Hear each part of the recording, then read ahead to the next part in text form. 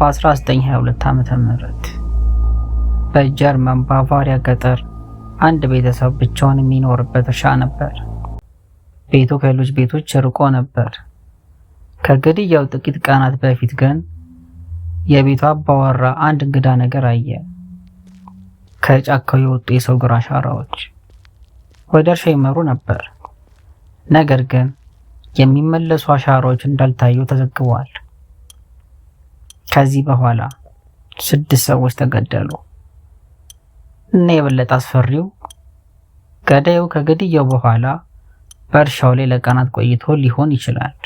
በዚህ እርሻ የሚኖሩት አንድሪያስ ግሩበር፣ ባለቤቱ ሲዚሊያ እና ልጃቸው ቪክቶሪያ፣ የቪክቶሪያ ልጆች ሲዚሊያ እና ዮሴፍ እና አዲሱ አገልጋያቸው ማሪያ። በቤቱ ውስጥ እንግዳ ድምጾች እንደሚሰሙ የሚናገሩ ዘገቦች ነበሩ። ከላይ ከሰገነቱ የእግር ድምጽ። አንዳንድ ሰዎች በቤቱ ውስጥ ሌላ ሰው ሊደበቅ እንደቻለ ይገምታሉ። ግን ይህ በይፋ የተረጋገጠ አይደለም። የተረጋገጠው ግን ከግድያው በፊት እንግዳ ክስተቶች እንደተዘገቡ ነበር።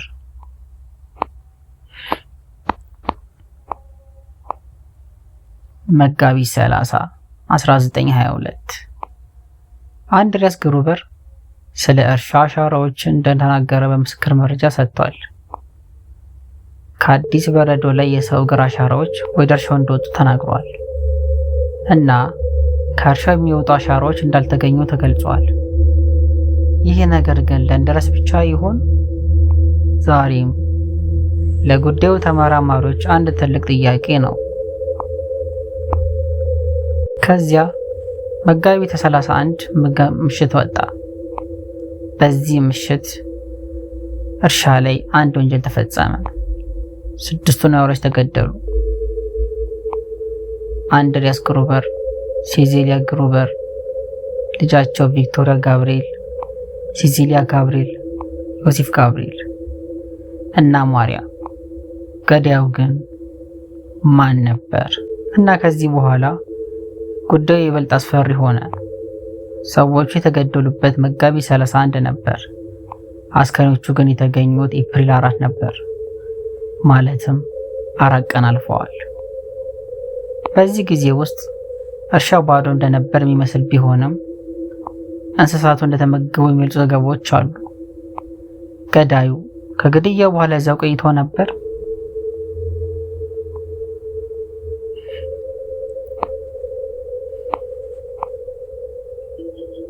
ኤፕሪል 4 ጎረቤቶች ቤተሰቡ ለብዙ ቀናት እንዳልታየ ተጠራጠሩ።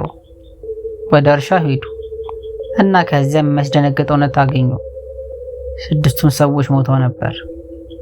ፖሊስ መጣ እና በሚቀጥለው ቀን ከሙኒክ ፖሊስ የመጣ የወንጀል ምርመራ ባለሙያ 5 የወንጀል ቦታ ፎቶዎችን አነሳ። መርማሪዎች ተጠርጣሪዎችን መመርመር ጀመሩ። በአካባቢው የሚኖሩ ሰዎች ተጠየቁ። የቤተሰቡ ግንኙነት ተመረመሩ። ነገር ግን አንድ ሰው ብቻ ተጠቅሶ በይፋ ገዳይ ተብሎ አልተረጋገጠም። የጉዳዩ ምርመራ ብዙ አቅጣጫዎች ቢከተልም መልሶ አልተገኘም።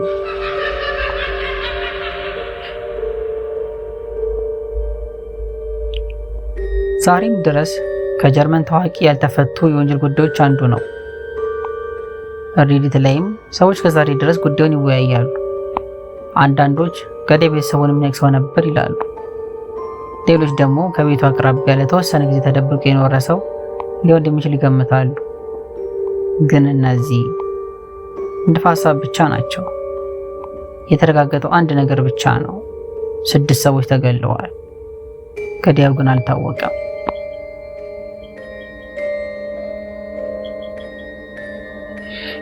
እስቲ አንድ ነገር እናስብ። ከጫካ ወደ እርሻ የመጡ አሻራዎች፣ ከቤት የሚሰሙ ድምጾች፣ ከዚያ 6 ሰዎች ተገደሉ እና ገዳዩ ምናልባት ከግድያው በኋላም ወደዚያ ቤት ውስጥ ቆይቶ ነበር።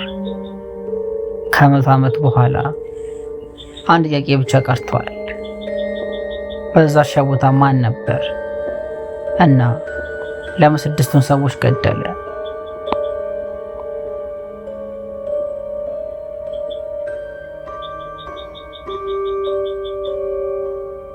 ይህ ነበር የእርሻ ቦታ ሚስጥር። እርሶ ቢሆኑ ገዳዩ ማን ብሎ ይገምታሉ? አስተያየታችሁን ኮሜንት ላይ ጻፉ። እንደዚህ ያሉ እውነተኛና ሚስጥራዊ ታሪኮች ለማግኘት ኤምጂ ስቶሪስን ሰብስክራይብ ያድርጉ።